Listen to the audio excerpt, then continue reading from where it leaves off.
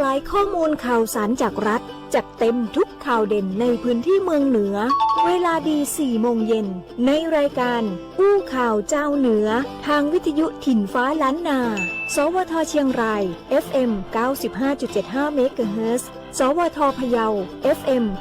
95.25 เมกะเฮิรตซ์สวทแพร่ FM 91 เมกะเฮิรตซ์และสวทน่าน FM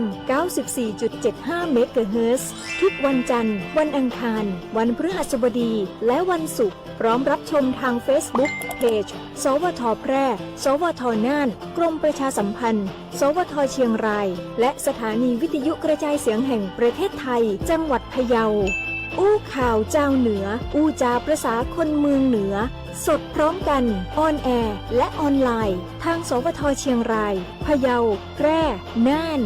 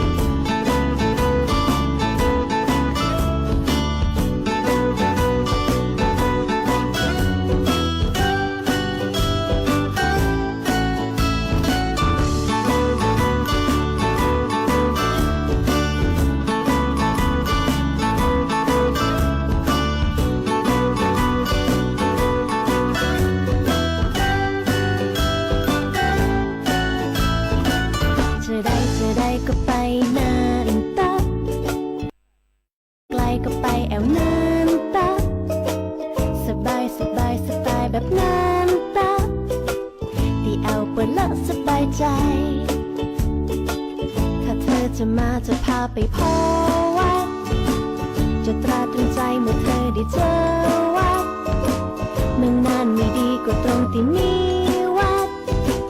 นั่นเปิดวัดเยอะสบายใจลบความวุ่นวายผ่อนคลายกับป่าเขายันสิ้นซอดีดนตรีมีคลอเคล้าแต่งกายผ่าลายสไตล์แบบมูเฮาลมเนื้อมาเขาสกาวไพร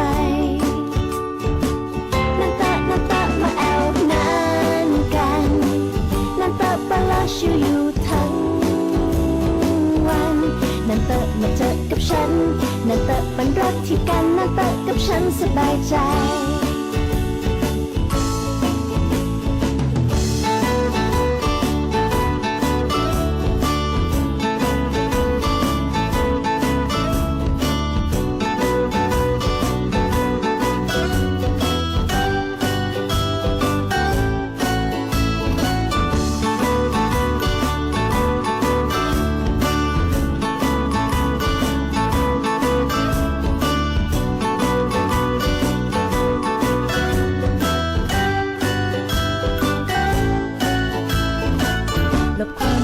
ผ่อนคลายกับป่าเขายันเสียงซอดีดนตรีมีคลอเคล้าแต่งกายผ่านลายสไตล์แบบมูเฮาลมเนื้อมาเขาสกาวไพรนั่นตะมาแอลนานกันนั่นตะปลาชิวอยู่ทั้งวันนั่นตะมาเจอกับฉันนั่นตะเป็นรักที่กันนั่นตะกับฉันสบายใจมาแอลนานกันนั่นเปิดปลาชิวอยู่ทั้งวันนั่นเปิดมาเจอกับฉันนั่นเปิดเป็นรักที่กันนั่นเปิดกับฉันสบายใจนั่นเปิดมาเจอกับฉันนั่นเปิดเป็นรักที่กันนั่นเปิดบ้านฉันสบายใจ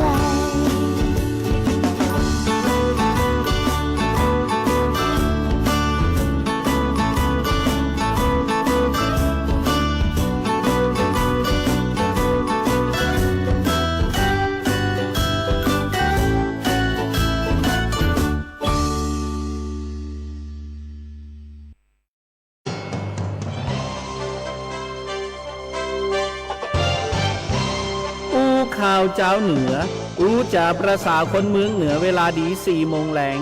ทางสวท8 91 เมกะเฮิรตซ์สวทน่าน 94.75 เมกะเฮิรตซ์ สวทเจียงไฮ้ 95.75 เมกะเฮิรตซ์และสวทพะเยา 95.25 เมกะเฮิรตซ์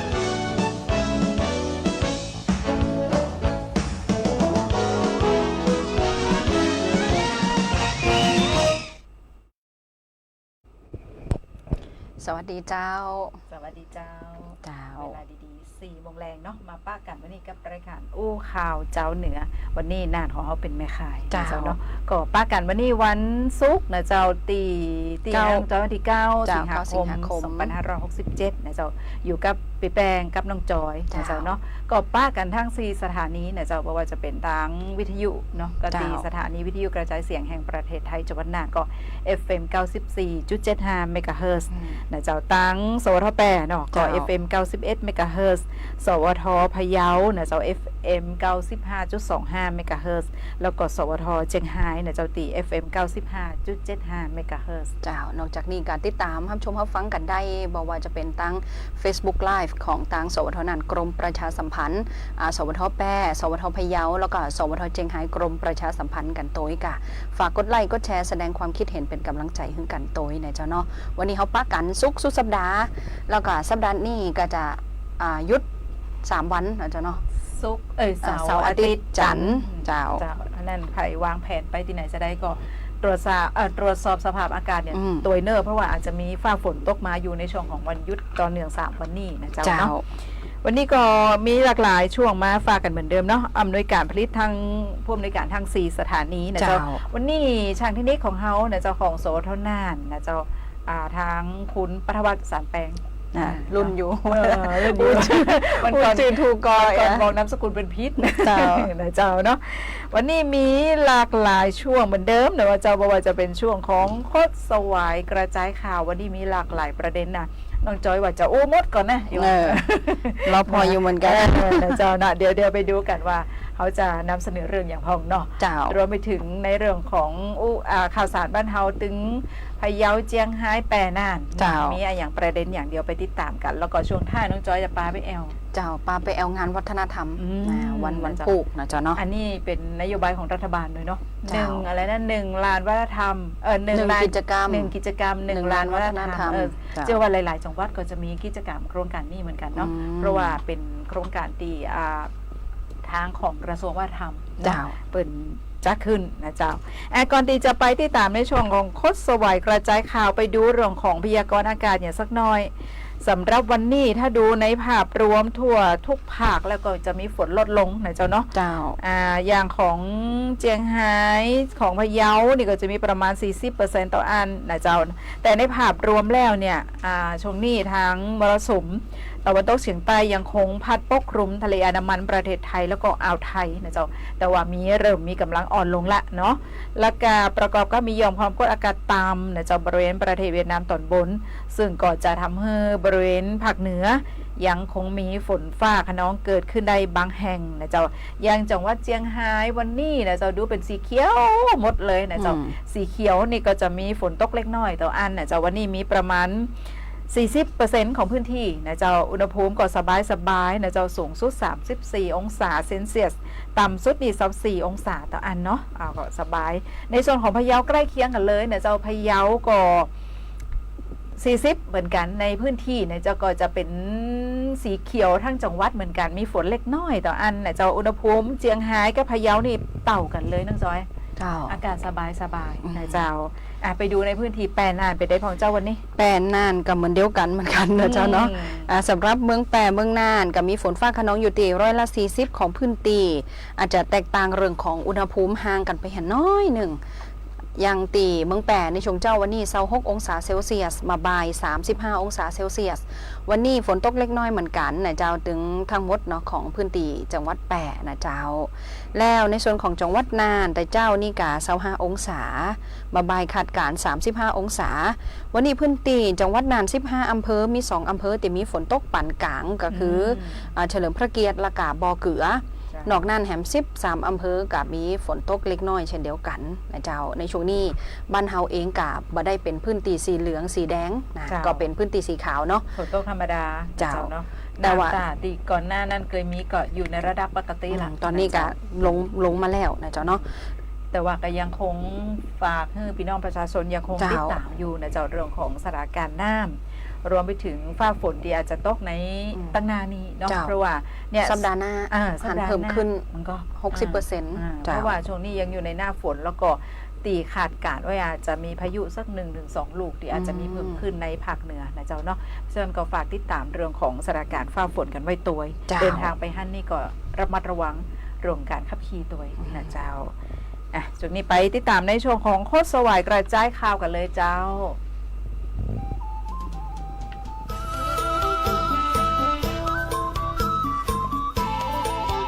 อู้ข่าวเจ้าเหนือช่วงโคตรสวายกระจายข่าว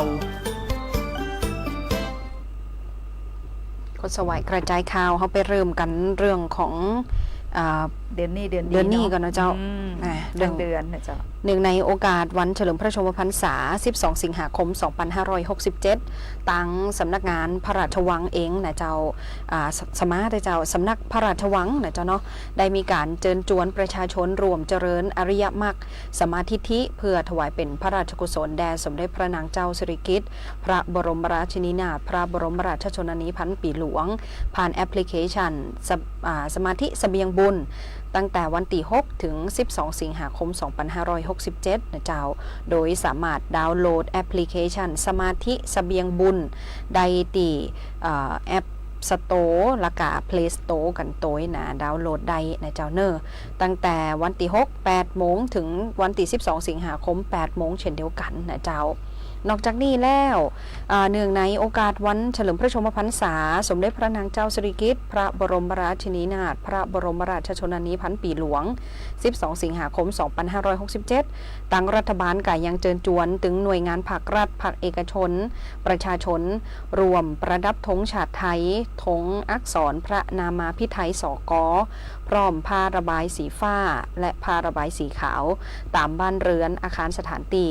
จัดโต๊ะหมู่ประดิษฐานพระฉายาลักษณ์พร้อมกับเครื่องสักการะตลอดทั้งเดือนสิงหาคม 2567 กันโดยเจ้านอกจากนั้นแล้วนะเจ้าทางสำนักพระราชวังยังขอเชิญชวนพี่น้องประชาชนรวมลงน้ำถวายพระพรชัยมงคลสมเด็จพระนางเจ้าสิริกิติ์พระบรมราชินีนาถพระบรมราชชนนีพันปีหลวงเนื่องในโอกาสวันเฉลิมพระชนมพรรษาวันที่ 12 สิงหาคม 2567 ผ่านระบบออนไลน์นะเจ้าตีเว็บไซต์หน่วยราชการในพระองค์ www.royaloffice.th นะเจ้าก็รวมลงน้ำถวายพระพรชัยมงคลได้ระหว่างวันที่ 11 ถึง 13 สิงหาคม 2567 นี้เจ้าอันก็หลากหลายช่องทางเนาะคำขวัญวันแม่เห็นใช่ไหมวันนี้คำขวัญวันแม่นะเจ้าคือยายรักถักร้อยด้วยชีวิตสร้างอีกหนึ่งชีวิตจนเติบใหญ่ทอเส้นสายคุณธรรมสู่หัวใจลูกทดแทนคุณแม่ให้สู่แผ่นดินเจ้ารักแม่ได้ทุกวันเนาะเอาไปฟังเพลงบทเพลงเนาะเพลงเพื่อชื่ออย่างก็สดุดีพระแม่ไทยก่อนสัก2 นาทีเจ้า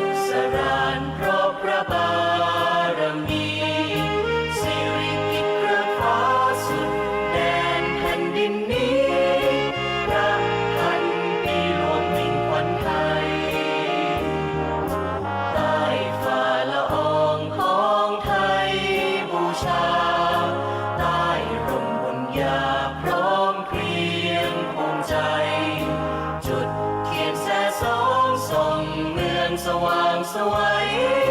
ไทยเทิดไทยถวายพระพรศูนย์รวมใจปวงประชาศิลปาชีพอมรพระสม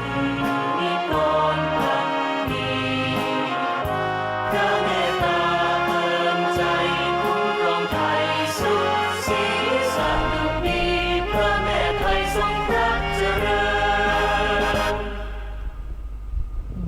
สะดุดีพระแม่ไทยทรงพระเจริญนะฟังแล้วม่วนเนาะ ถ้าเปิดเสียงหลังไม้เนี่ย ได้ ลองตัวแล้วนะ โจ๊กละนะเจ้า เจ้า เนาะก็วันแบ่งชาตินี้เนาะจริงๆเขาก็รักแม่ได้ทุกวันนะเจ้า เจ้า เนาะก็รวม เชิญชวนรวมกิจกรรมกันตัวเนาะ เจ้า วันที่ กิจกรรมแล้วก็ 12 สิงหาคม รวมถึงกิจกรรมจิตอาสาต่าง เจ้า ๆตัวนะเจ้าเพื่อถวายเป็นพระราชกุศลเนาะ แล้วก็ สำคัญ บริจาคโลหิตกันตัวนะเจ้าเนาะ เจ้า ทุกๆปีนะ อัน เจ้า นี้ได้ตลอดเลยนะเจ้าเนาะนะแล้วก็เพื่อวันแม่ตัว เจ้า เอาไปต่อใน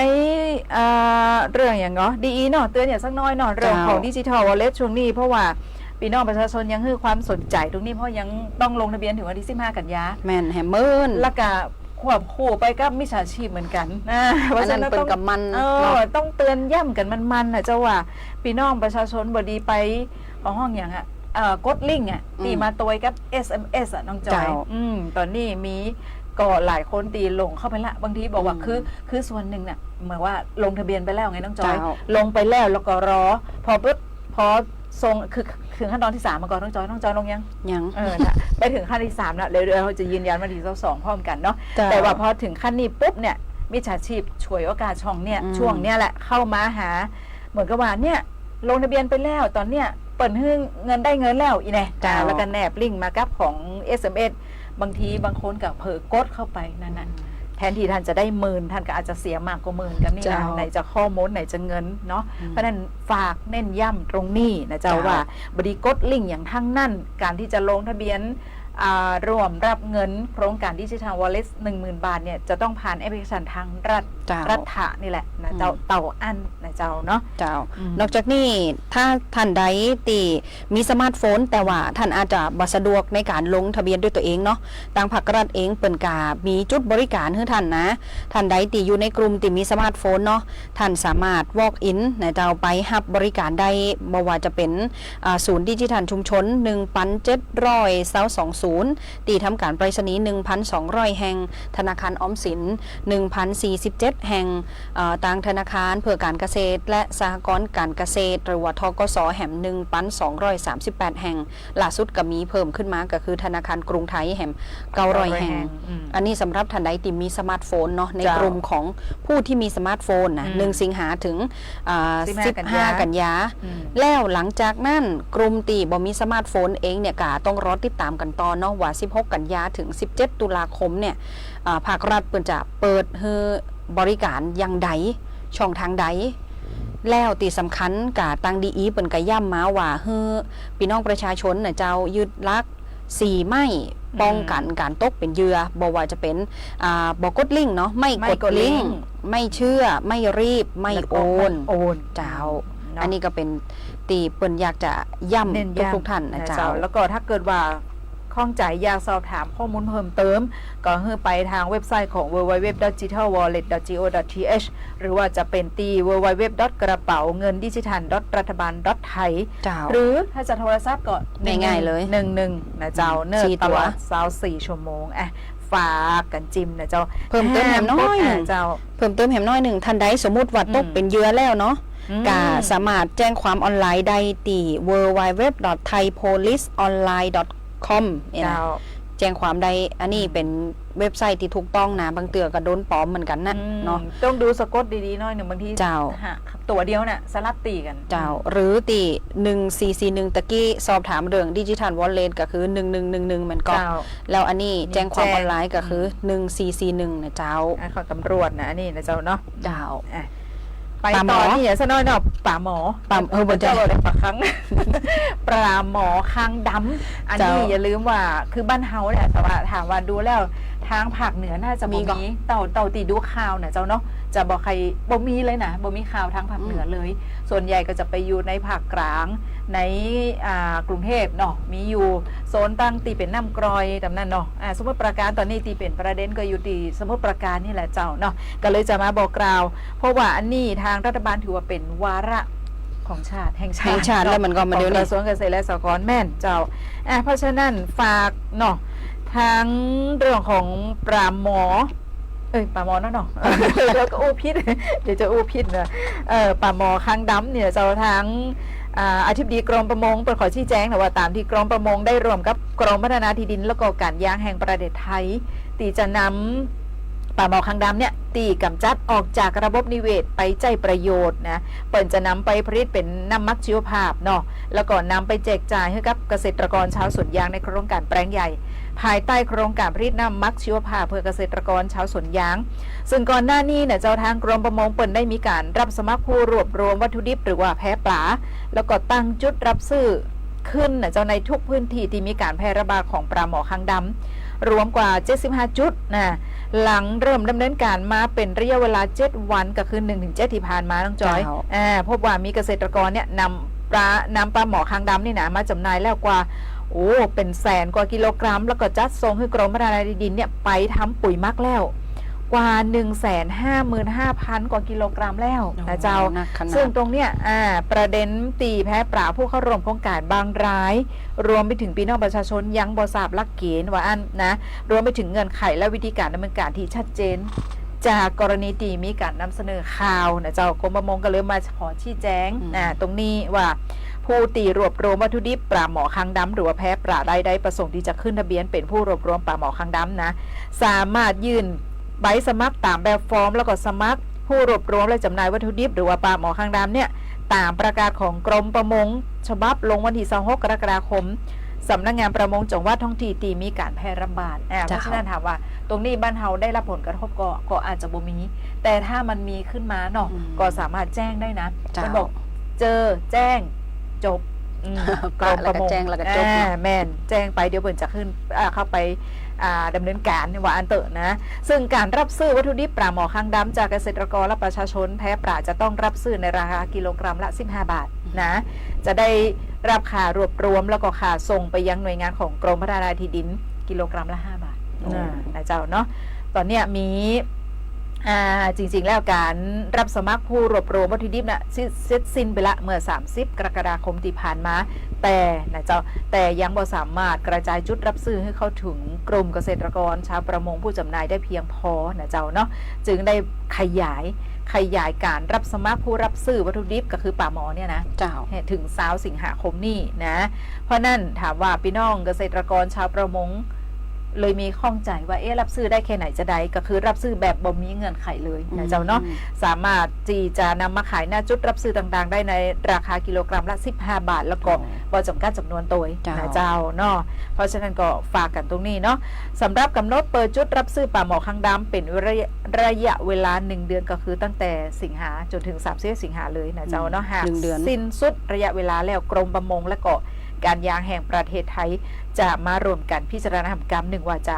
ขยายเวลารับซื้อขึ้นก่อนอันนี้ก็ขอออกมาชี้แจงตัวนะเจ้าเนาะก็รับซื้ออยู่ตอนนี้บ่มีเงื่อนไขนะเจ้าเนอเพราะว่าประชาชนบางทีเปิ่นยังข้องใจอยู่ว่ามันมีเงื่อนไขอย่างก็เนี่ยเจ้ามาปิดท้ายกันตีโอลิมปิกโอลิมใจสักหน่อยนึงไทยเป็นมันตี 2บางทีมันดูไว้น้องจอยตี 2เตียงคืนทีนึงเอาผลแล้วกันล่าสุด6 เหรียญแล้วนะเจ้าเนาะบ้านเฮาเนาะประเทศไทยนะเจ้า6 เหรียญละได้มาเพิ่ม1 เหรียญเงินแต่ว่านี่ก็คือน้องเวฟวีรพลวิชุมานะเจ้าคว้าเหรียญเงินจากกีฬายกน้ำหนักชายรุ่น73 กิโลกรัมนะเจ้าก็ต้องขอแสดงความยินดีกับทุกเหรียญและก็เป็นกำลังใจให้กับทัพนักกีฬาไทยทุกท่านตีตอนนี้อาจจะแข่งแล้วยังบอกแข่งเตี้ยบางคนก็ปีกมาแล้วเจ้านะเจ้าแล้วก็ตอนนี้เขาอยู่ในอันดับที่เลย32โอเคเจ้า32ขึ้นมาแล้วนะตอนนั้นพอไปของเขาอยู่อันดับไหนมันยังบอกขยับไม่ได้เจ้าตอนนี้ได้เหรียญละนะเจ้าเนาะสรุปเหรียญตอนนี้มี6 เหรียญ น้องจอย เจ้า เหรียญทอง เหรียญ 1 เจ้า เหรียญเงิน3 เจ้า เหรียญทองแดง2นะเจ้าก็ให้กำลังใจ ช่วยกันเชียร์ นักีฬา เจ้า ของไทยเฮานะเจ้าเนาะดู วัน กีฬาแล้วมันมีความสุขเนาะ เจ้าวันนี้เองก็จะมีโปรแกรมก็คือเทควันโดเนาะเทควันโด67กิโลกรัมหญิงรอบ16คนนะคะต่างสสิการท้องจันทร์เนาะมีกอบวันที่3บ่าย2วันนี้เนาะ2ท่านแล้วก็ปัญจกีฬาช่วง4ทุ่มนะคุณภูริศยงเฮืองนะเจ้าโยเฮืองนะเจ้าเป็นประจายเนาะก็ยังได้กับติดตามแล้วก็ให้กำลังใจกัน ส่ง ตัว กำลังแรงใจไปเชียร์ทัพนักกีฬาไทยนะเจ้าให้ได้เหรียญทองเข้ามาเพิ่มแฮะนะเจ้า เรียนหยังก็ได้ เรียนได้หมดเลย เรียนท้องจริงดี เจ้าอ่ะช่วงนี้ไปติดตามในช่วงของข่าวสารบ้านเฮาพะเยาเจียง เจียง ไฮ้ ไฮ้ ต่อเลยเจ้า อู้ข่าวเจ้าเหนือช่วง ข่าวสารบ้านเฮาพะเยาเจียงหาย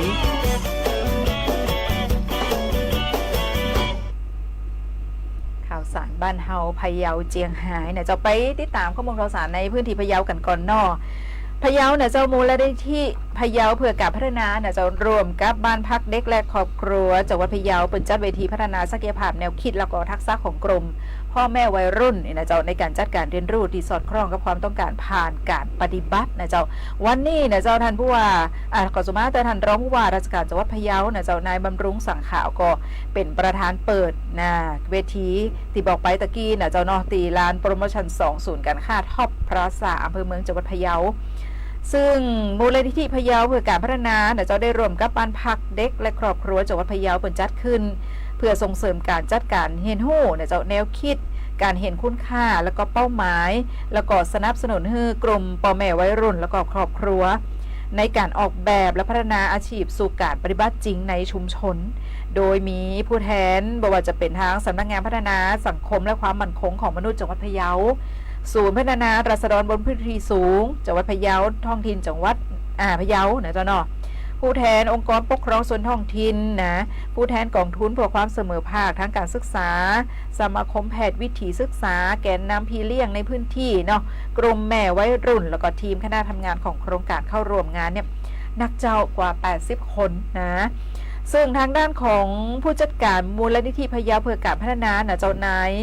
ลาพิษเริกดีนะเปิ่นก็บอกว่าจังหวัดพะเยามีเด็กนอกระบบตีอยู่ในภาวะการตั้งครรภ์และดูแลบุตรตีบ่ได้ศึกษาต่อเนี่ยนะเจ้ารวมถึงเด็กและเยาวชนนอกจากโรงเรียนกลางคันขอสุมาเตอร์ออกจากโรงเรียนกลางคันนะเจ้าตีมีอายุตั้งแต่12ปีขึ้นไปหรือว่าจบม.3 แล้วแต่ว่าบ่ได้ศึกษาต่อนะอาจจะกำลังประกอบอาชีพหรือว่าว่างงานเนี่ยถึง131คนนะเจ้าแล้วก็ในภาวะปัจจุบันพ่อแม่วัยรุ่นเกิดปัญหาในเรื่องของแยกทางกันและเอาลูกเนี่ยไปฮือป้าอุ้ยแม่อ้อยเลี้ยงน้องจอยเนาะแล้วก็ตัวเก่าก็ออกไปทำงานต่างจังหวัดนะหรือบางครูก็อยู่ในพื้นที่แต่ว่าบ่ได้มีอาชีพเป็นหลักเป็นแรงตีแน่นอนนะเจ้าก็ทำให้เกิดปัญหาเรื่องของการเลี้ยงชีพของคนในครอบครัวแล้วก็บ่มีเงินส่งลูกไปโรงเรียนก็จะทำให้ตรงเนี้ยลูกเนี่ยขาดโอกาสนะเจ้าซึ่งปัจจัยสำคัญที่ทำให้กลุ่มพ่อแม่วัยรุ่นต้องได้รับการส่งเสริมสนับสนุนในเรื่องของการให้ความรู้แล้วก็ทักษะใน4ด้านก็คือการส่งเสริมทักษะชีวิตการเห็นคุณค่าแล้วก็ความหมายการทบทวนตนเองแล้วก็การเรียนรู้เป้าหมายชีวิตรวมไปถึงการเรียนรู้สังคมและชุมชนเนาะทักษะวิชาการการส่งเสริมกระบวนการเรียนรู้สุขภาพทางเพศที่ปลอดภัยแล้วก็การดูแลบุตรส่งเสริมพัฒนาการเด็กเนาะส่งเสริมทักษะวิชาชีพตามวิถีชุมชนบอกว่าจะเป็นเกษตรทางเลือกผลิตภัณฑ์ในชุมชน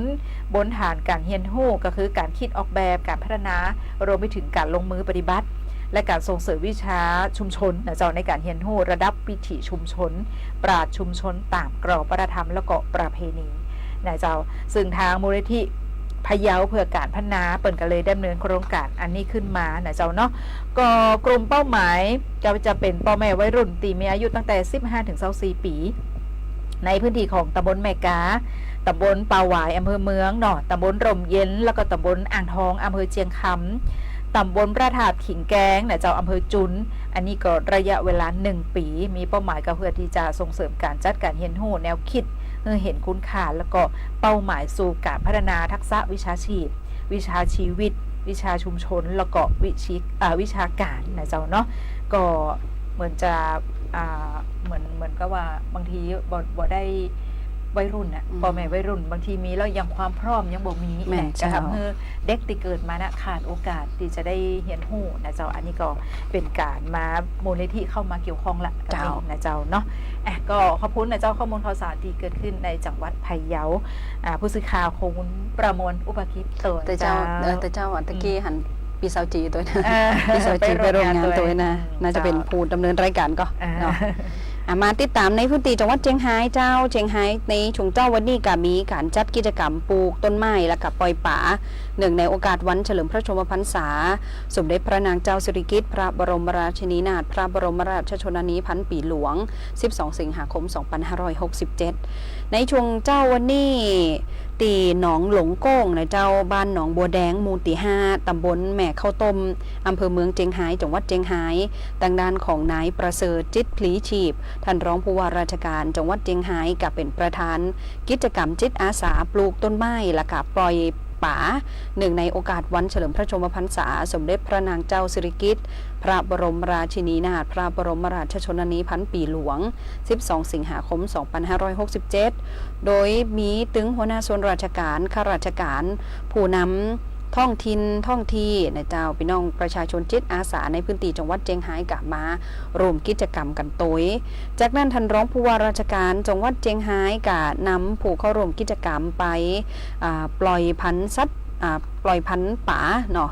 ปลูกต้นไม้บริเวณหนองหลงโก้งเพื่อที่จะ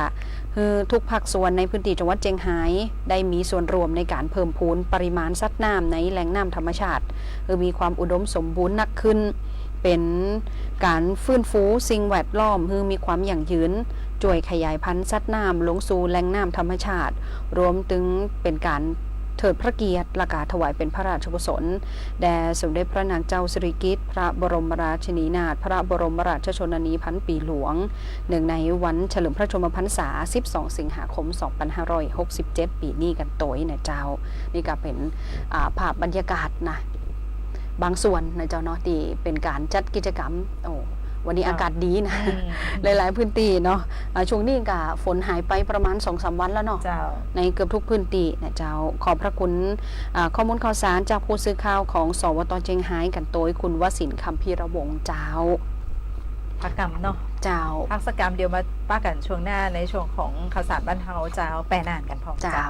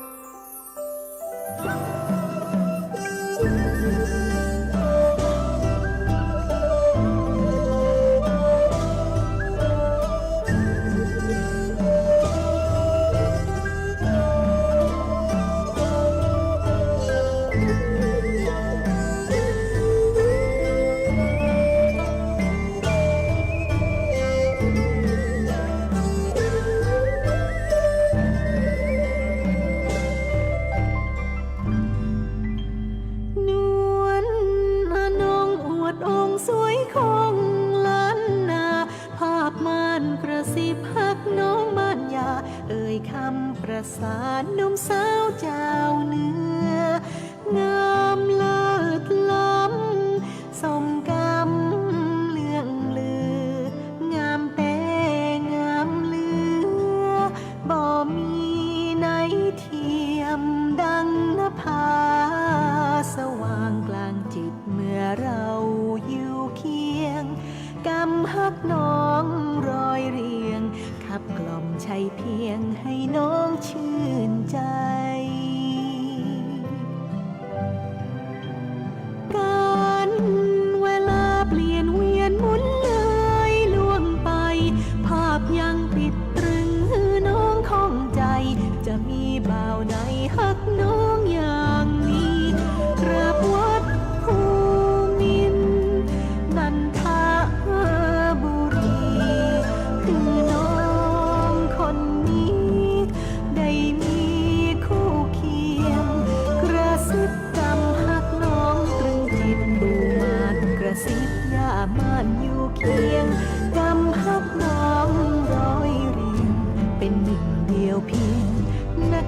รนานเอ่ยย้อน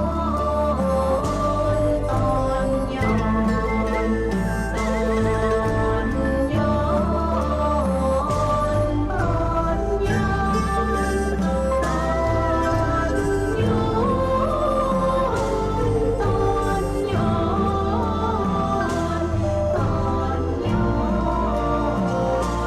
อ่อนโย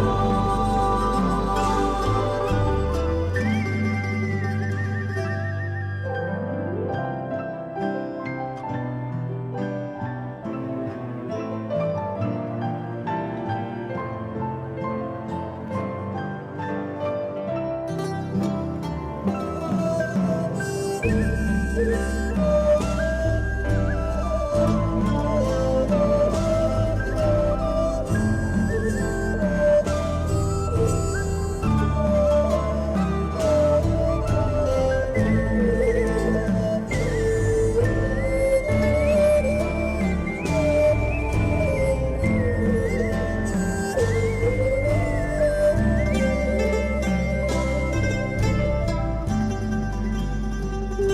วลนองอวดองค์สวยคงล้านนาภาพม่านกระซิบฮักน้องม่านยาเอ่ยคำประสานหนุ่มสาวเจ้าเนื้องามเลิศล้ำสมกำเลื่องลือ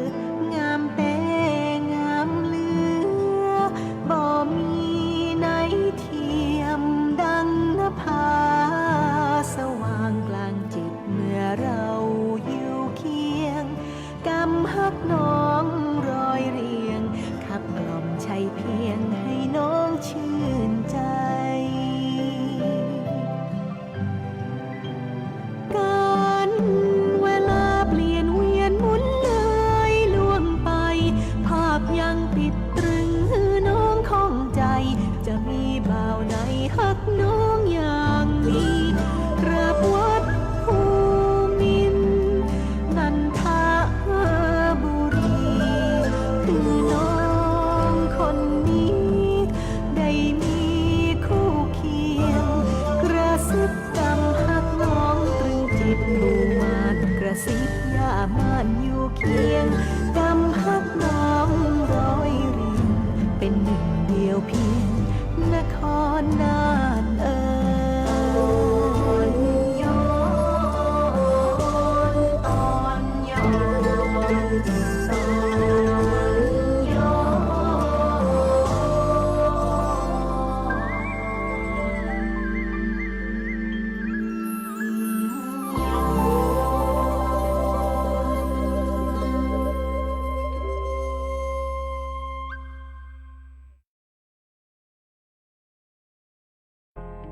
หลากหลายข้อมูลข่าวสารจากรัฐจัดเต็มข่าวเด่นในพื้นที่เมืองเหนือ เวลาดี4 โมงแลงในรายการอู้ข่าวเจ้าเหนือตามวิทยุแห่งประเทศไทยภาคเหนือตอนบนถิ่นฟ้าล้านนาตะวันออก ฟังได้ตีสวท8 FM 91 เมกะเฮิรตซ์สวทน่าน FM 94.75 เมกะเฮิรตซ์สวทเจียงไฮ้ FM 95.75 เมกะเฮิรตซ์และสวทพะเยา FM 95.25 เมกะเฮิรตซ์ พร้อมรับชมตาม Facebook เพจสวท8เพจสวทเจียงไฮ้เพจสวทน่านกรมประชาสัมพันธ์และเพจสถานีวิทยุกระจายเสียงแห่งประเทศไทยจังหวัดพะเยาทุกวันจันทร์วันอังคารวันพฤหัสบดีและวันศุกร์ สดพร้อมกันออนแอร์และออนไลน์อู้ข่าวเจ้าเหนืออู้จ๋าประสาคนเมืองเหนือ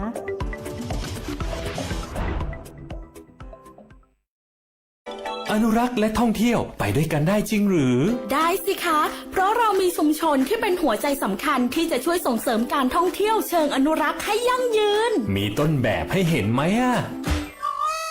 มีค่ะ ที่นี่ขวงนกยูงต้นแบบท่องเที่ยวเชิงอนุรักษ์ของชาวพะเยาแต่ก่อนฝูงนกยูงที่อยู่ตามป่าเวียงลอจะบินลงกัดกินพืชผลทางการเกษตรที่ชาวบ้านปลูกไว้ได้รับความเสียหายชาวบ้านในชุมชนบ้านกิ่วแก้วได้พลิกวิกฤตเป็นโอกาสตั้งขวงนกยูงบ้านกิ่วแก้วเปิดให้นักท่องเที่ยวนักเรียนนักศึกษาและนักวิชาการเข้ามาศึกษาเรียนรู้จนกลายเป็นแหล่งท่องเที่ยวเชิงอนุรักษ์ที่สร้างชื่อเสียงโด่งดังไปทั่วประเทศน่าชื่นชมจริงๆเที่ยวพะเยามาแล้วจะรู้อยู่แล้วจะรัก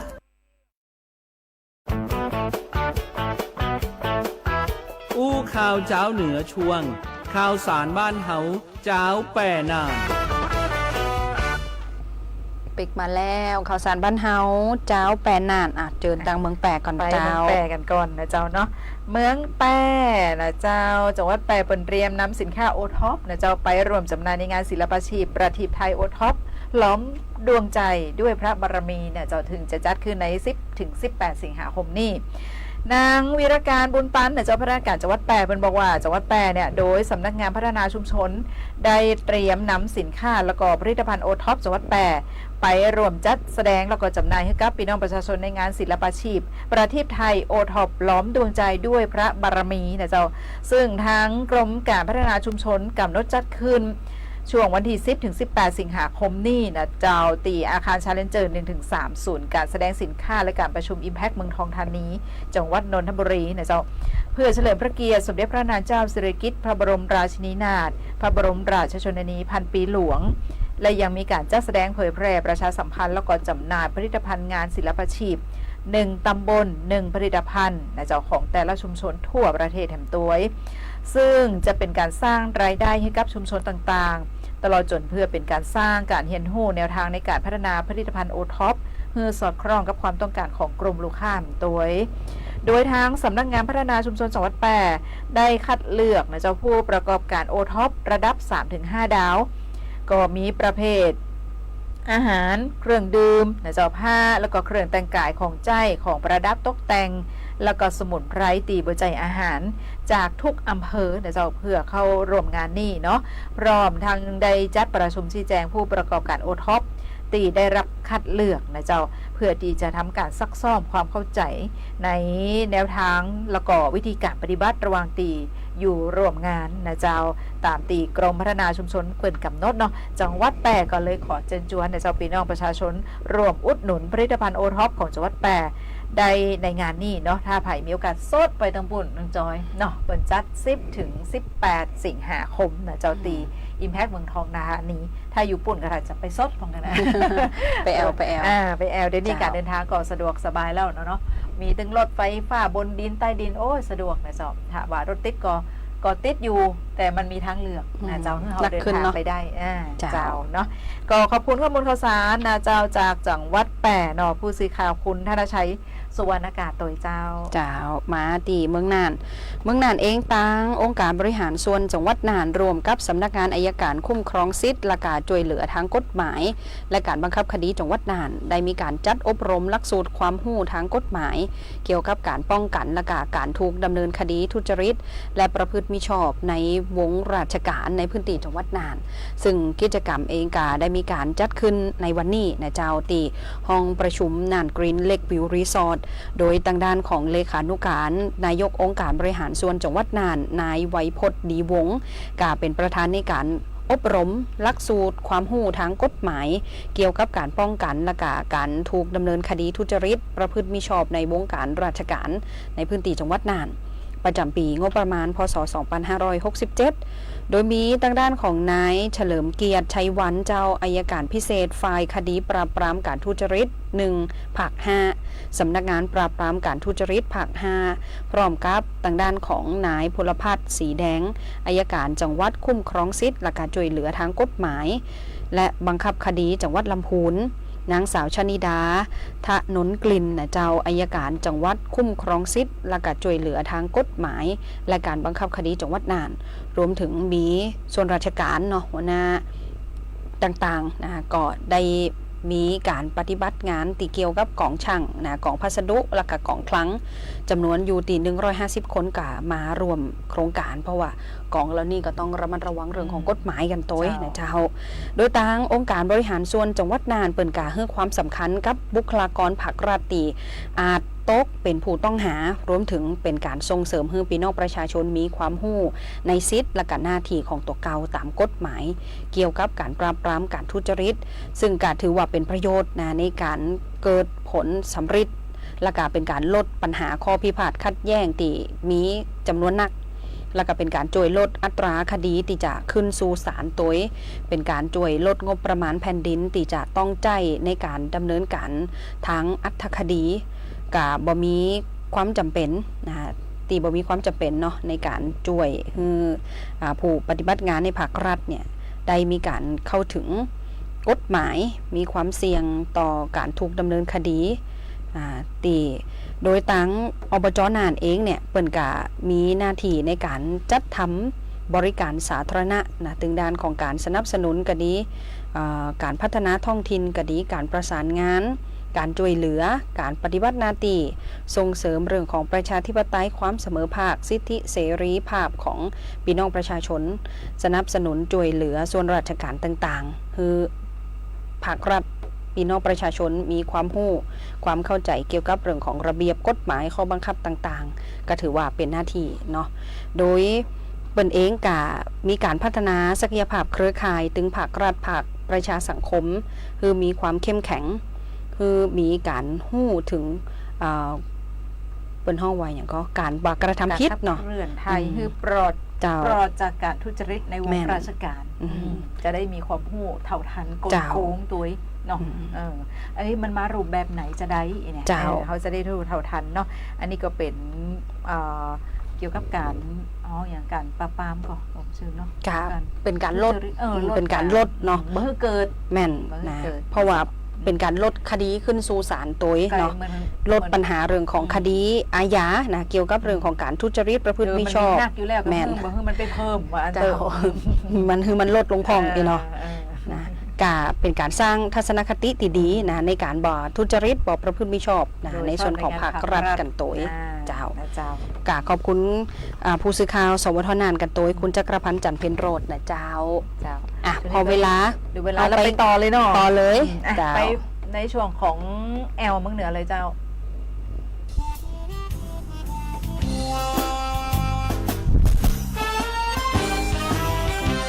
อู้ข่าวเจ้าเหนือช่วงป้าแอลเมืองเหนือ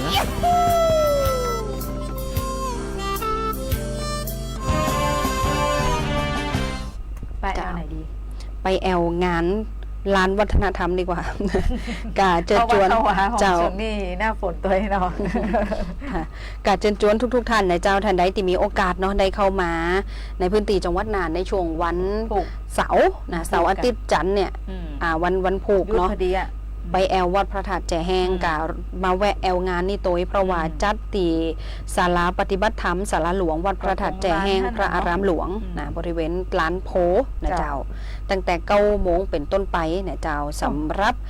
การจัดกิจกรรมนะลานวัฒนธรรมสร้างสรรค์นะเจ้าวันที่10วันผูก9 โมงเป็นต้นไปกาจะมี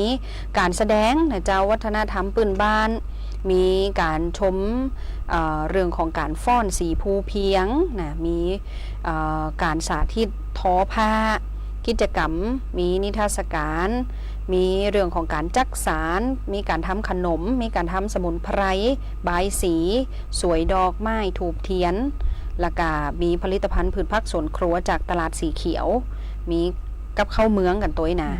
และที่สำคัญก็คือหน่วยงานธงฟ้าราคาถูกนะวันผูกนะทันได้ดีพาณิชย์จังหวัดน่านแม่นเจ้าไปรวมออกบูธตรงนี้ตัวนะเจ้าเนาะถ้าไปก่อนได้ก่อน เจ้าหมดเร็วอย่างมันมีน้อยมีน้อยนะเจ้าอันนี้อยากจะไปนะเขาไปจ้าน่ะได้ก็เปิดมีกิจกรรมเวิร์กช็อปกันตัวเนี่ยเจ้าเนาะมีการทำดอกพึ่งมีปั้นตุ๊กตาแฮนด์เมดงานศิลปะมีมัดย่อมเย็นนะท่านผู้ฟังก็มีหลายๆกิจกรรมที่น่าสนใจนะเจ้าอย่างไรก็เจิญนะไปแอลนะเจ้าเราไผ่มาแอลเมืองน่านช่วงนี้เนาะเจ้าก็ช่วงนี้จริงๆแล้วก็มีแหมหลากหลายที่จะ จวนแอลนะอันเนี้ยไก่เบอร์205 บาทเนาะผูกนะอันนี้ผูกเด้อผูกนะไปน้องจอยถ้าจะตันเปิดนะแล้วก็แห่มหลากหลายตีในพื้นที่ปฏิทินการท่องเที่ยวของจังหวัดน่านนะเจ้าบ่ว่าจะเป็นตลอดทั้งเดือนกันยานี่นะบ่ว่าจะเป็นงานประเพณีทานสลากพัดที่จะจัดขึ้นในช่วงนี้เนาะแล้วก็งานแข่งเรือนะเจ้า14-15 กันยานี่จะเป็นสนามที่1กันในเนี่ยแหละในเมืองน่านเนาะแล้วก็สนามที่2ก็จัดตีเชิงสะพานพระนาภาคเหนืออันนี้น่าจะของอบจเนาะแล้วก็ปูนนะแข่งเรือสนาม3ไปท้ายๆเดือนเลยนะเจ้าเนาะช่วงของที่28-29แล้วก็บดีลืมเทศกาลโลกของกวางอันนี้มีทุกปีน้องจอยนะจัดติปัวบ่เคยไปติดตามเขาแต่เป็นจัดทุกปีมวนขนาดเลยนะเจ้าเนอะจัดตีบริเวณสถานีขนส่งผู้โดยสารอำเภอปัวนะเจ้า20ถึง29 กันยาตลอดทั้งเดือนนี่มีตีแอลทุกตีของจังหวัดน่านเจ้ามาแอลเมืองน่านในช่วงนี้งามทุกฤดูอย่างไรกะถ้าได้ตีจ่าแอลในช่วงวันหยุดยาวนี่นะเจ้าวางแผนในเรื่องของการแอลกันตัวเนอร์วันนี้ขอบพระคุณทุกท่านตีคือเกียรติติดตามรับฟังรับชมกันตัวขอบพระคุณทางด้านของคุณโชคชัยน้อยนุชเนาะและกาทางด้านของคุณไอ้อย่างก็ตะกี้เห็นแวบๆแหมคนหนึ่งคุณสุริรัตน์ก็บรรยายใจขอบพระคุณสำหรับการติดตามการคอมเมนต์กันตัวนะเจ้าวันนี้พี่แป้งน้องจอยและกาช่างเทคนิคของเฮาคุณปัทวัฒน์สารแปงลากันไปก่อนปะกันใหม่ในช่วงวันศุกร์หน้าวันจันทร์อยู่กับไอ้แก้วเจ้าวันนี้ลากันไปก่อนสวัสดีเจ้าสวัสดีเจ้า